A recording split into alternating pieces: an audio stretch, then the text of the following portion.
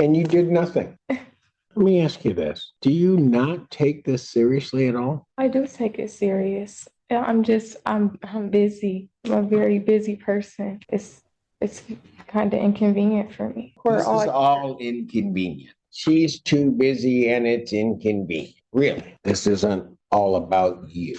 You made the decision to drink. You made the decision to get into that car. You made the decision to drive. You made the decision to have. Wow, right out the gate, you hear her tell the judge that all of this is just inconvenient. Think about that for a second. She's not sitting in traffic court for a parking ticket.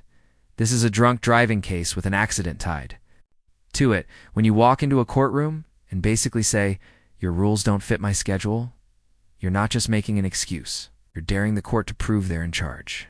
Believe me, judges don't let challenges like that slide. Bond violation. They were sentencing on the violation. Did you get the new report? Yes, I did, Your Honor. Is there anything you wanted to say before I? Yes. But I'd like to start off. Ms. Wilson is a 22-year-old. She's very apologetic to the court. For the initial violation, she was upfront and honest about the dirty glow, and she admitted when presented to her. There was a delay for the tether, which I believe is what you're referencing on the report. The day of court, she did, that was April 17th, she did go to community corrections, but because she had her child with her, community corrections do not allow kids within the facility. She did not have a babysitter at that time, and she wasn't able to get the tether fitted that day. On the 18th and 19th, likewise, she did not have a babysitter. She also does not have a valid license right now, so she is not able to drive herself to the facility. She relies on others to help her out with rides. So that is why she wasn't able to get the tether fitted until Monday. She was going to try to go on the weekend, but since the community corrections is closed on the weekend, she wasn't able to do that. She is working full-time, works at EHM Senior Solutions in Saline. She's been there for the last 4 years. She works, she also is enrolled inside school full-time, inside the nursing program, and she's a full-time mother. She has no one to really help her with watching the kid during the day. So we'd be asked that she be allowed to continue on. Her lawyer lays out every excuse: childcare, work, school, no driver's license. And honestly, on a human level, you can sympathize with parts of it. Being a young mother and trying to juggle responsibilities is tough. Oh. But here's the harsh reality. The court doesn't run on personal schedules. Plenty of people with kids, jobs, and schools still manage to follow bond rules. When you don't, the judge doesn't just see your struggles. You see someone who puts their priorities above the law, and in this courtroom, that's the fastest way to lose credibility. While this case is pending. Anything from the people? We leave it on the court's discretion. The problem that I have, Wilson, is that on the 17th, you admitted to the violations. We set the sentencing out to today. In the interim, because there was a dirty flow, I had told you to report to community corrections to get on a scram tether immediately. That was on the 17th. It was not until Monday of this week that in the late afternoon on Monday that you put yourself onto a scram tether. I'm trying to figure out why. Can I talk? Yeah. I worked both. What'd you say? I worked Thursday and Friday, and yeah, I have my kid up until I go to work. And I also didn't know that my son couldn't go in there because I went over there after court. And I understand that, but that was on Wednesday. right. And then I worked Thursday and Friday, and they weren't open the weekend. Did you work Monday? No. Then why did it take you till 3:50 on Monday to get there? Drop my kid off to his dad, or he can come get his kid. That's why. So she usually starts work at 3 p.m. until 11:30, and that's whenever the father of the child takes the child. Before then, she is usually watching the child. Well, not watching. Haven't. Tell me how I know that you weren't drinking over the week. I mean, young lady, I don't. you're here on a drunk driving case. I put you on a sober line, right? The alleged blood alcohol content was 0.085. There was an accident. During the course of this, you're not blowing when you're supposed to, and then I have a dirty blow. I should have sent you to jail that day, and I didn't do it. And I didn't do it giving you an opportunity to maybe show during this week that you could exist with a scram tether, not drink. I'm confused with the last part you said because I got the tether. Oh, I know. Oh. 5 days late. So I guess the record's clear. Between the time of the 17th to the time you got the tether, you didn't blow into a sober link either. Yeah, because the device locks. I didn't know if that was because Because you were supposed to probably be on a scram. Right. And she did That's inform all me I'm of that. sure. She did inform me of that yesterday when she tried to test on the sober link on the 18th. It gave her an error that it had to be reset. And you did nothing. Listen to how patient Judge Simpson is here. He reminds her, this isn't just about missed check-ins. Started with a DUI crash and a blood alcohol level of 0.085. That's the part she doesn't seem to get. It's not just paperwork or appointments. It's about whether the public is safe with her out on bond. Every skipped test makes it look like she's hiding something, and that patience the judge shows. That's him giving her one last chance to take responsibility. Before he lowers the hammer, Bring my kid in there. I can't. But you did nothing. And then, let me ask you this. Do you not take this seriously at all? I do take it serious. Yeah, I'm busy. I'm a very busy person, Okay, and that's not an excuse, we all are. but it's kind of inconvenient for me.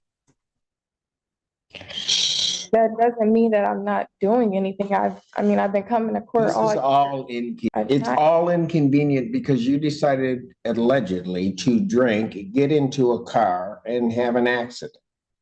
That's all inconvenient. But if true, no one in this room is the cause of that inconvenience except you. I think her youth plays an age inside this. She's only 22. This is her first criminal case. I'm not even 22 yet. My birthday's Friday. So she's 21. This is her first criminal case. I do think that going forward, she's going to take this very seriously. Whenever I talk to her, but Ms. Coons, I appreciate that. But at what point? Because if you look at this report, I have 1, 2, 3, 4, 5, 6, 7, 8, 9, 10, 11, 12, 13, 14, 15, 16, 17, 18, 19, 20, 21. Well, let's say 20 violations of basically, well, actually, it's not quite that many. It's about 15 violations of the program itself in terms of when she was supposed to blow. Then on the next one, she drank. Then, even after that, that was on April 5th. this is where the case turns into pure disbelief. She tells the judge again, she's too busy, and this is all inconvenient. Imagine sitting across from the very person who decides whether you walk out free or in handcuffs, and you double down with excuses.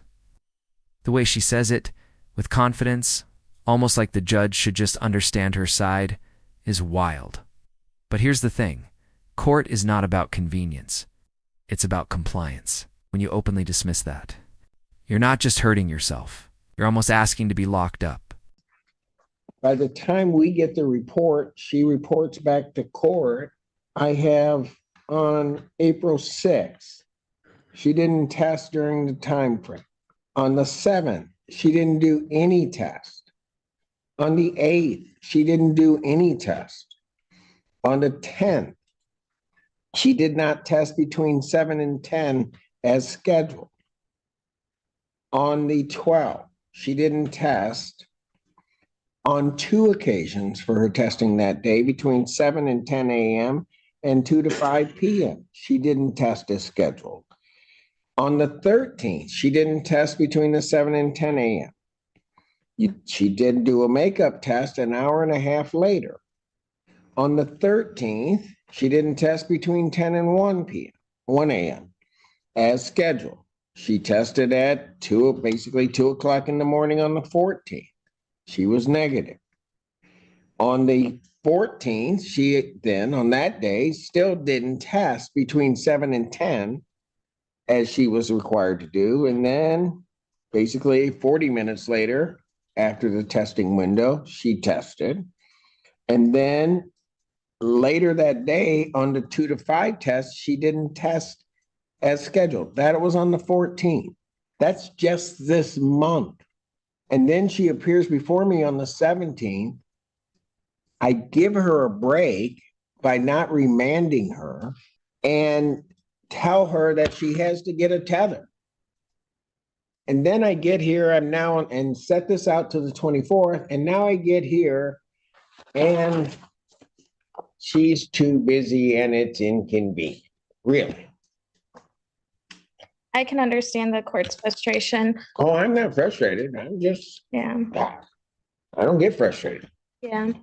Well, she does have the tether on, so it would negate any further missed test, Your Honor. If she's able to continue on to bend. So I'm just supposed to say, don't follow anything I told you to do. Absolutely. Just go on your merry way. No, absolutely not. But when we spoke, she did state that she'd like to continue this case. She'd like to stay out in bond. She's able and willing to comply with all further court orders. How do I know that? I've been coming to court all year. I haven't missed a court date. Yeah, you're right.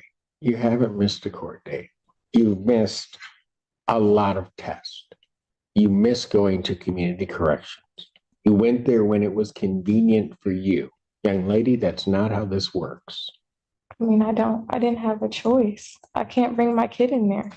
I get the 17th. You needed to find a way to make an arrangement on the 18th and 19th. You didn't. In fact, so that we're also clear on the 19th, on the 18th, community corrections talked to you that day. Mhm. And you told them that you would report to them on the 19th. Yes, because I thought I could, but I couldn't. That's a Friday. Mhm. And you didn't report on the 19th. You didn't call to reschedule or offer to them, according to this report, any explanation for your not reporting. You just didn't show up. And then on Monday, even if I accept your rationale that you were working and that in terms of working, you couldn't make it, even if I accept that rationale, which I don't, Monday, you weren't working and you still didn't go until late, actually after the agent that's assigned to your case at community corrections had left. And you're lucky That long list of violations is devastating. 1 or 2 missed tests could be explained, but 15? That's a pattern. And the judge spelling them out one by one makes it sting even more. This is the part that viewers often miss. Judges don't get mad over excuses. They get mad over patterns. If you show them you can't follow the simplest rules, like blowing into a machine, how can they trust you with freedom? Bond and probation aren't punishment, they're a test. And the consequences aren't just legal, they ripple out into jobs, housing, and even your reputation for years. somebody else there stepped in and put you on a scram tether, because otherwise you'd be showing up today with no tether. And mind you, the person that did that did it after the agent that's assigned to your case had terminated you from community correction supervision because you weren't compliant. Anything else? Nothing further, Your Honor. Lady, you're going to have to learn to just pay attention. When court tells you to do something, you're going to have to do it. This isn't all about you. Everybody has busy lives. And I can appreciate it when I see people try. What I see in this report is somebody that's not trying. that somebody is putting other priorities ahead of what your obligation to this court is and what your obligation to this case is. And again, allegedly, you made the decision to drink. You made the decision to get into that car. You made the decision to drive. You made the decision to have that accident. So the sentence of the court, defendant remanded to the Washington County Jail to serve 5 days for the violations to date. Mr. Allen, you may take her. That long list of violations is devastating. 1 or 2 missed tests could be explained, but 15? That's a pattern.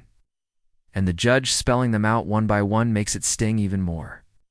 This is the part that viewers often miss. Judges don't get mad over excuses. They get mad over patterns. If you show them you can't follow the simplest rules, like blowing into a machine, how can they trust you with freedom? Bond and probation aren't punishment, they're a test. And the consequences aren't just legal, they ripple out into jobs, housing, and even your reputation for years.